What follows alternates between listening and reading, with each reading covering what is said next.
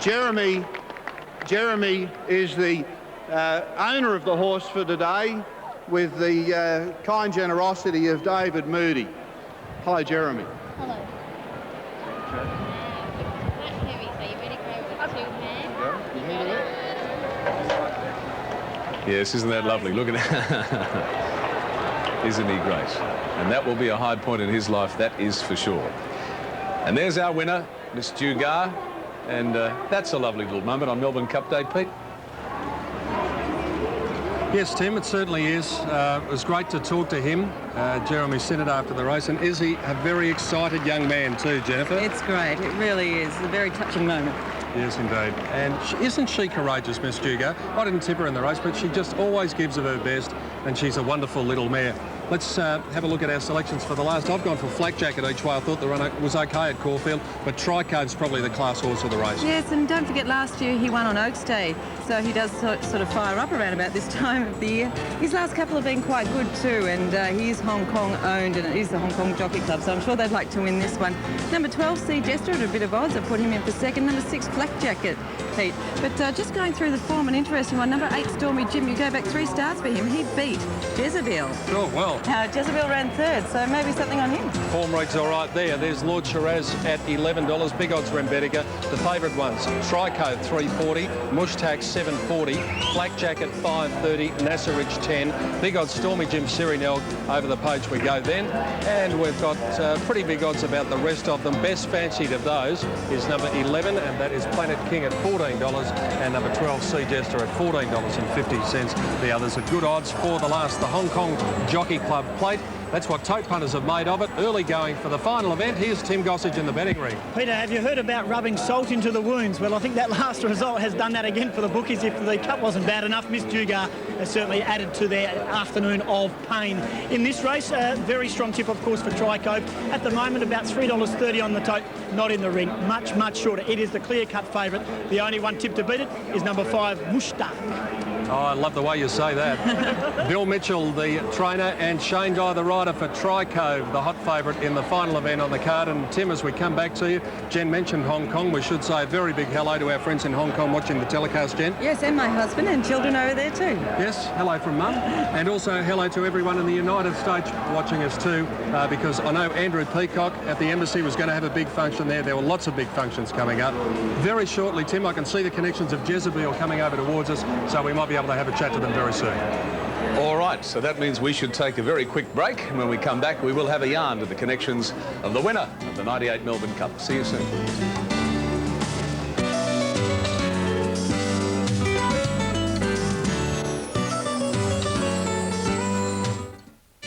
The glamour event of the racing calendar comes to 10.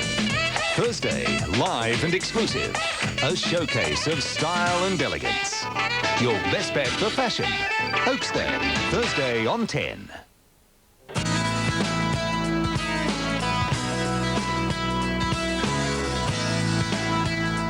Well, there it is, one of the most fashionable streets in Australia, Chapel Street in Melbourne. And a lot of activity centres around that street during Melbourne Cup week. In fact, any week in Melbourne, Chapel Street is great. It's really a very lovely place to walk down and have a couple of beers and just relax. Chapel Street, Melbourne, postcard of Victoria. And we're back at Flemington Racecourse for the 1998 Melbourne Cup Carnival. And you know, Peter, that author Frank Hardy once said that this is the only country in the world that reveres its jockeys more than its artists and musicians. That's certainly the case today, and I know the connections, it gets a bit much for some. I know the connections of Jezebel certainly think that today of Chrissy Muntz. Oh, there's no question about that, Tim, and they are very happy, and you can see here that Peter Tatham, one of the part owners, is clutching that famous three-handle loving cup, and I don't think he'll be letting it go for a while, maybe only to give it over to Adrian Burr and to Brian Jenkins. Gentlemen, congratulations to all of you. Thank you very much. Thank you. Thank you. Well, Brian, now I've got the chance to say it because it is a bit hectic after the race. Has it sunk in yet? Oh, it'll take a long, long time to sink in, I'm sure. It'll take many weeks. The realisation of a dream for you? Absolutely fantastic. This is the greatest challenge any trainer can ever face, the Melbourne Cup. I don't think there's a race in the world that puts up a challenge like the Melbourne Cup does, with its qualifying conditions the way they are, and it being a handicap. It's a tremendous race. Peter, Tuesday, November the 3rd, 1998 is a date you'll never forget. What about the emotion and the atmosphere of this wonderful day? It was a fantastic day, a fantastic carnival. A little bit nerve-wracking beforehand. I'm pleased it's over and obviously thrilled with the result. I believe Brian made a promise to you when you first bought this mare. Absolutely. He said the horse could do this and could win the Auckland Cup, and it's proven him true. Well, Adrian, as we have a look at these last closing stages, tell us what your thoughts were about here when Champagne got about a half length in front of you, probably coming by us now. I'd have to be frank and say that I was sitting down on the steps with my head in my hands and looking up occasionally at the screen, and I actually thought that we'd come second. So it was a hell of a surprise and a wonderful surprise when I realised we'd won. When was that? That was when Bob Emery, the owner of Champagne, said, "Congratulations, you've won." Well, there you go. You're the opposite. Watching the screen, I was too nervous. You're the opposite of the owners of Kingston Town, who thought they had won a Melbourne Cup way back in the 80s, only to find out they were beaten. Look at that. Now look at the gap between these two horses here, Brian. This fantastic shot from the Whitman's Lightship. She's got 3/4 in front there, Champagne. She's a tremendous mare, Champagne. I've always had the greatest respect for her and her connections. Laurie Laxton, I think he's a terrific trainer. He had that mare in superb order today. I looked at her in the parade ring before we went in, and she looked in tremendous order, Champagne.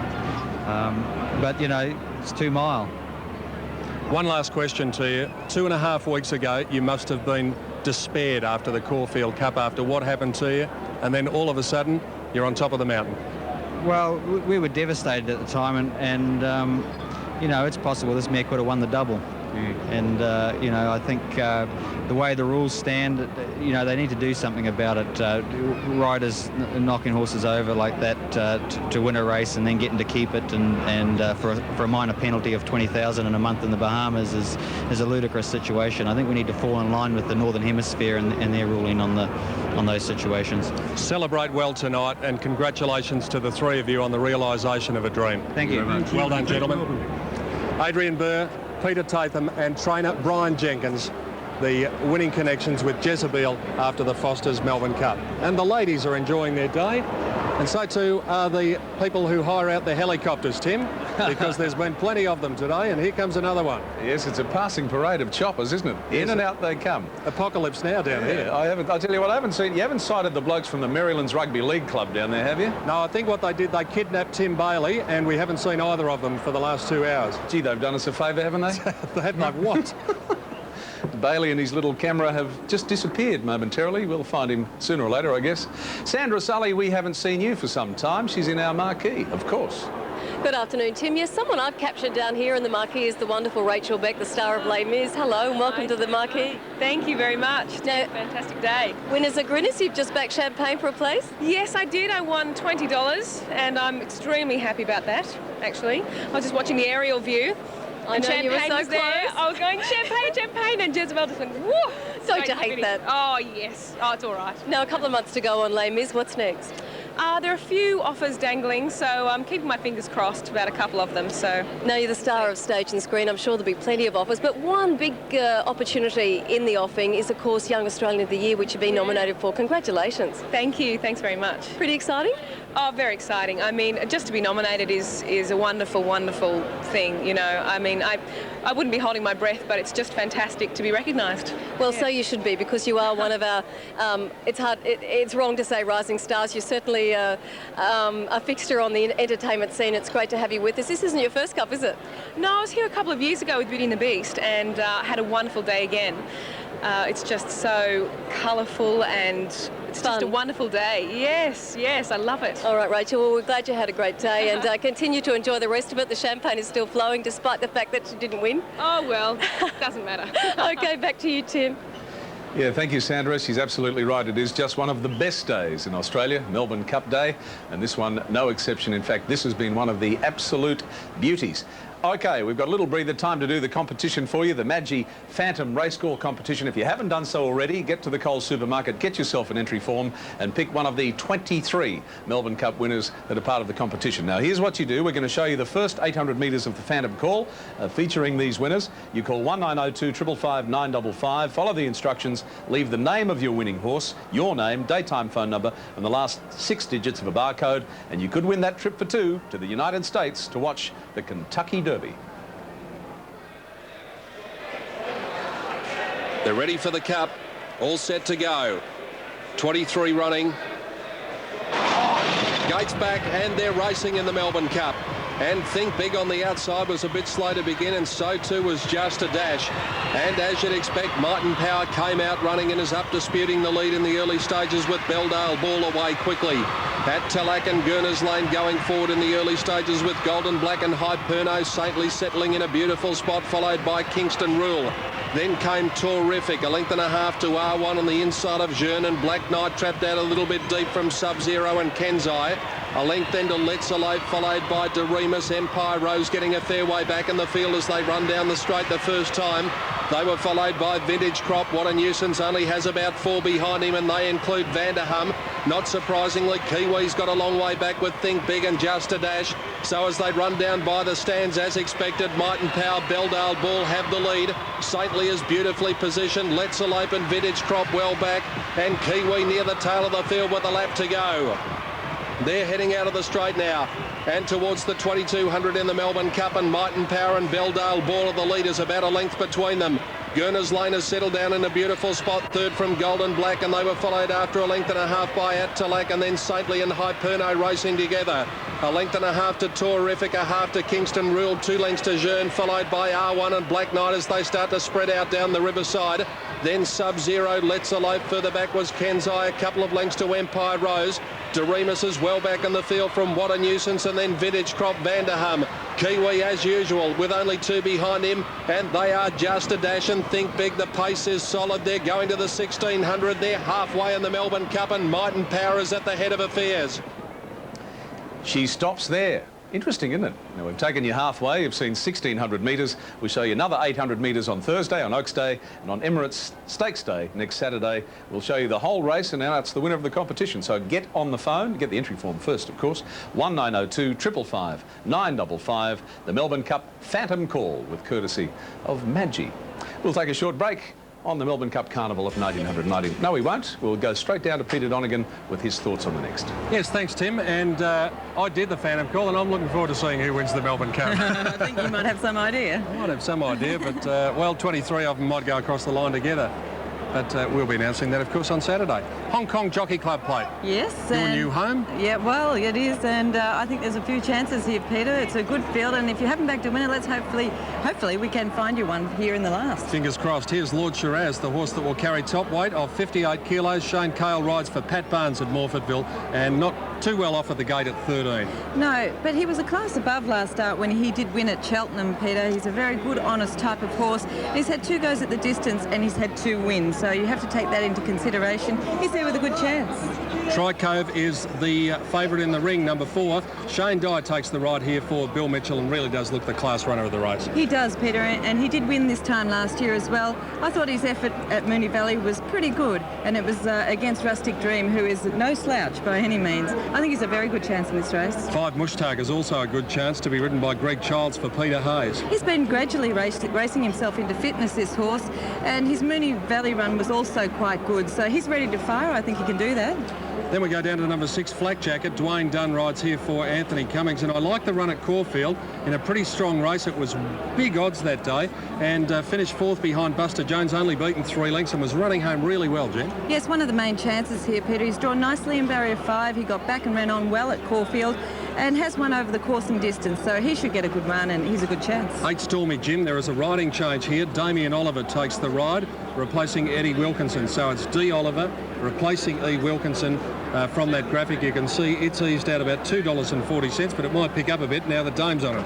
Well, not only that, also beating Jezebel 3 starts ago over the 1,800 metres, so that form is not to be reckoned with. I think Stormy Jim's probably there with some place chance. Sirineld number 9 for the once-a-year punters. You might think it's a funny name. Well, there's a simple explanation. It is Glen Iris, a suburb of Melbourne, spelt backwards. Peter Mertens rides for Tony Krushka. He got back and just charged home at Seymour. It was a very good run there. He's a horse that really does need the bone-dry track, and he's got it here. I think he'll run on, and he's a chance. Now, Paul Perry has cleaned up at the Melbourne Cup Carnival in previous years. Bazile Bay won in slashing fashion in the last on Derby Day. Can he get the last winner better on Cup Day with Sea Jester to be ridden by Kevin Forrester. Very nice odds there, Sea Jester, and I do think he does have a good chance in this. He was very, very wide at Flemington last start with 59 kilos, so comes down with 51 kilos in this race, and out of that race the form has been good, so a good chance there. Here we go. If you're trying to get out, this is what the tote figures are like on the last stand. Tricove, the favourite. Won during the carnival last year, Tricove, but he doesn't win too often. 680 Mushtak, 560 Flak Jacket. $10 for Nassie Ridge, father and son there with the 6 and 7, the Cummings family. Sirinelg at big odds.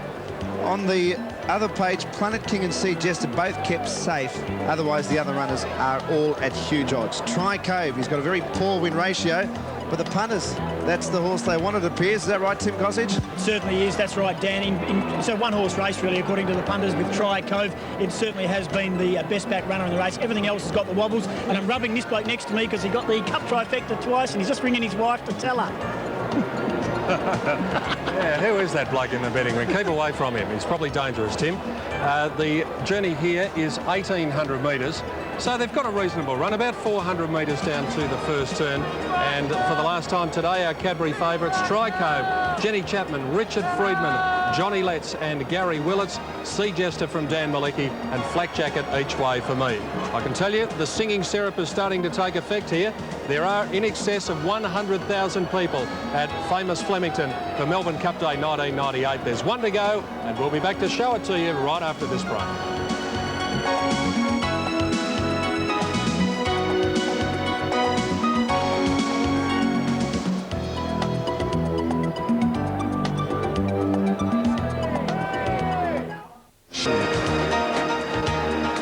Lucky last on Melbourne Cup Day. Here's Dan Malicki. Good luck to you. Lord Dresden, the last one to link up. Right, yeah, I like the look of number 6 Flak Jacket in this, Dan. I thought it had done a treat since its last run. Good effort last run too, in good company. Set for the last event, race 10 on Melbourne Cup Day. And they're racing now. Tricove allowed to get back early with Sirinelg and also Nassie Ridge and Chicago Baby. Rembetica pounced on the lead. Mushtak quickly up at a second spot. Stormy Jim from wideouts going forward early. Also up there, Sea Jester will end up settling about 5th over on the inside. Getting back a little bit there was Lord Dresden, Flak Jacket around Chief Red Eye, ruling region about midfield. Then Tricove settling 3rd last on the inside of Chicago Baby and Sirinelg, and Nassie Ridge is 2 lengths away. Along the back of the course they go, 1,200 to run, Rembetica led. Up to second is Stormy Jim. Planet King is up third, just wanting to pull a little bit now. And over on the inside of them, Mushtak is getting the run of the race here. Lord Dresden a length and a half, and then Sea Jester, Lord Shiraz, ruling region. Chief Red Eye, Flak Jacket, Tricove. Chicago Baby around them 3 deep in the centre. Sirinelg at 2 lengths to Nassie Ridge. About 900 left to go. Rembetica 1.5 lengths. Stormy Jim. Lord Dresden's always been wide, gets to a clear 3rd now around Planet King. And on the inside, Mushtak, and then Lord Shiraz. Sea Jester on the rails. Flak Jacket going forward now from ruling region. And then came Chief Red Eye. Tricove is back 3rd last on the turn, followed by Sirinelg, Chicago Baby and Nassie Ridge. 500 to go. Rembetica leads into the straight. Stormy Jim scrubbed up 2nd. Mushtak 3rd. Then came Sea Jester back to the rails and now looking for a run. Planet King just behind them. Lord Dresden, Lord Shiraz, Flak Jacket. The leader Rembetica, 300 to go from Stormy Jim. In 3rd spot, whacking away Planet King. Sea Jester getting out, and Mushtak got the run. Mushtak goes through to hit the lead of the 200. From Planet King, Sea Jester, Nassie Ridge with a run. Mushtak in front, Nassie Ridge is flying. Mushtak tackled by Nassie Ridge. Mushtak in front, and Mushtak's won it by a head. Nassie Ridge has run 2nd, 3rd in Planet King, and then Sea Jester. Not much luck from Rembetica, Tricove. Then came Sirinelg and Chief Red Eye, Flak Jacket. Ruling region, Stormy Jim, Lord Shiraz, Chicago Baby, and Lord Dresden.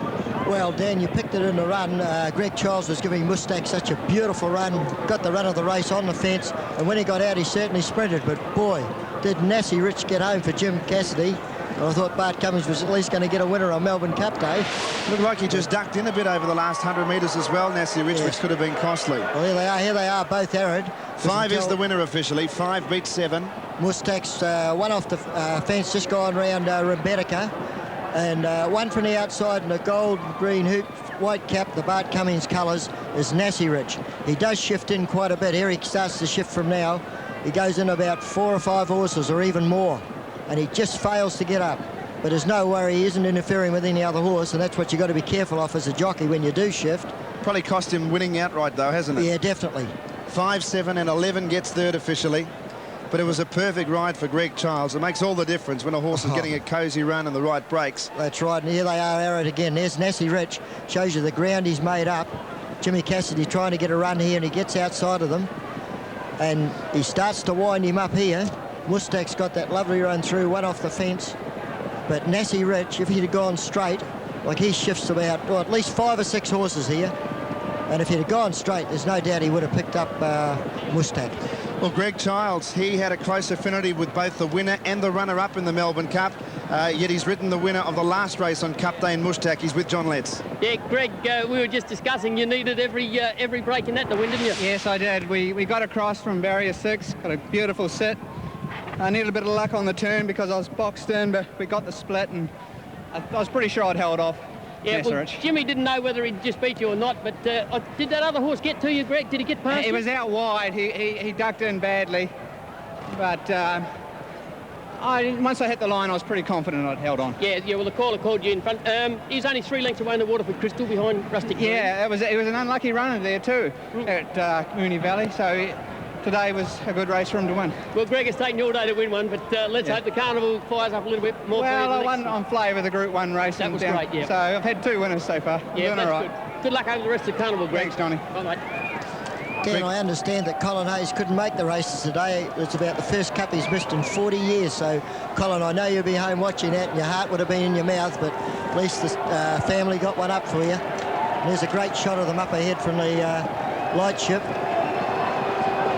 Famous colours that have been worn to a victory in a Melbourne Cup as well, carried by Atalak and Jearn. That's right, and look at this Nassie Rich shifting in. Luckily, he was clear of all the other runners, but by gee, got awfully close.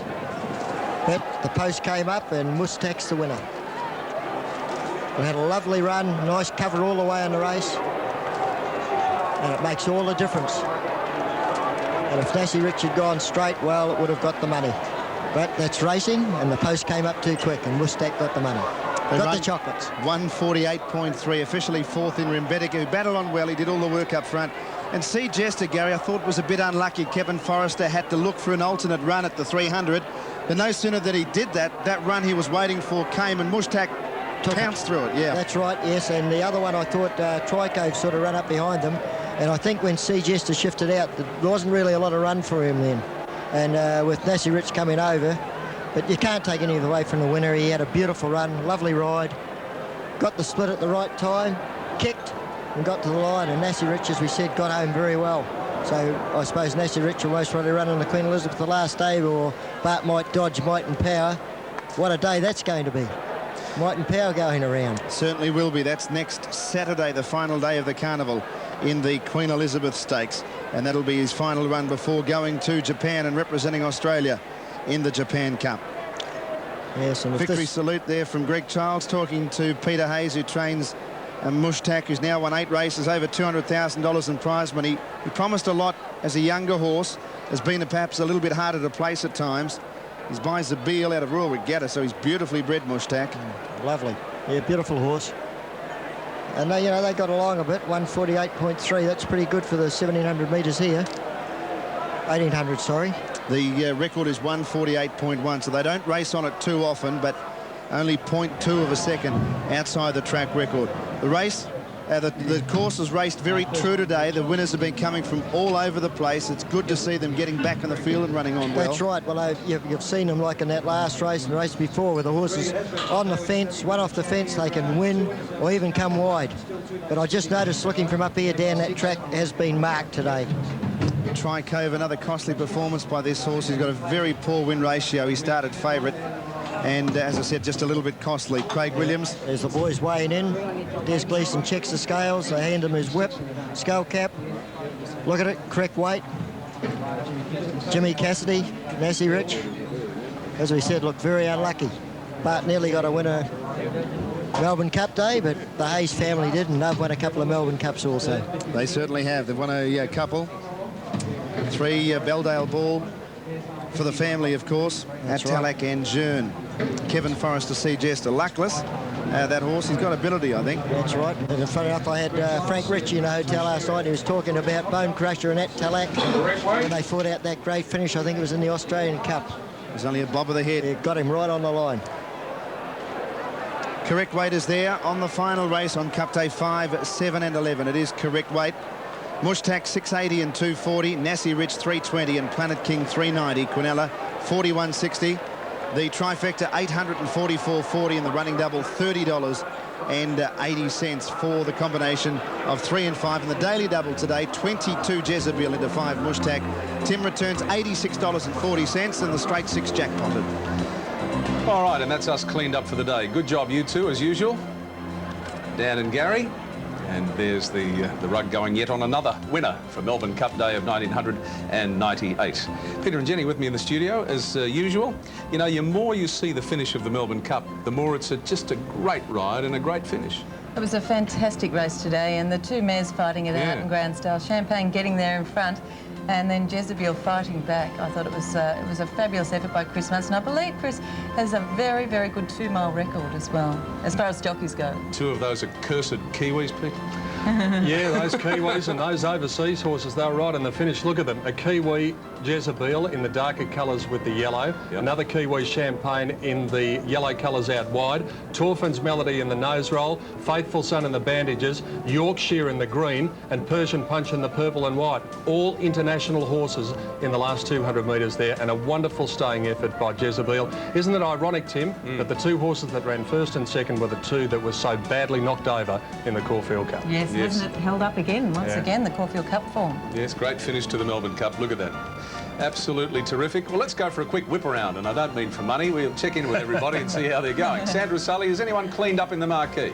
Well, I haven't cleaned up. I don't know about you, Lynn Talbot. Are you in front today? Well, even Steven. Persian Punch third. Thank you very much. Oh, I backed it to win, not a place, unfortunately. We've had a good day, though, haven't we? We have had a sensational day, and Melbourne knows how to party, and I think it'll go on for a very, very long time, Sandra, tonight. There's always Thursday, Tim. We're looking forward to coming back. We'll try to be as colourful as we are today. I think we've done pretty well. What do you think? We are I think you both look absolutely gorgeous, as usual. Oh, thank you. We'll look forward to seeing you all on Thursday. See you Thursday. Now, here's one of the hardest jobs for a cameraman in Australian television. Tim Gossage and Tim Bailey together in the one shot. Thank you very much. What do you call two Tims stuck together? Siamese I don't Tims. And we didn't rehearse that whatsoever. We got a couple of trifectas today. Yeah, we did get a couple of trifectas, gang, and all up, I won 80 cents, so it was terrific. Well done. Bad day for the bookies, bad day for the bookies. All right, anything interesting happened down with you, Tim, today? Any big plunges, any big bets? Oh, massive plunge on Jezebel by everyone. I think around Australia was on it. It was 12 to 1 into about 6 to 1, just as big as Might and Power last year. Amazing. And anything happened with you today? Got a couple of trifectas, Goss. One You've said that already. Go away. Said that. Goodbye, you two. See ya.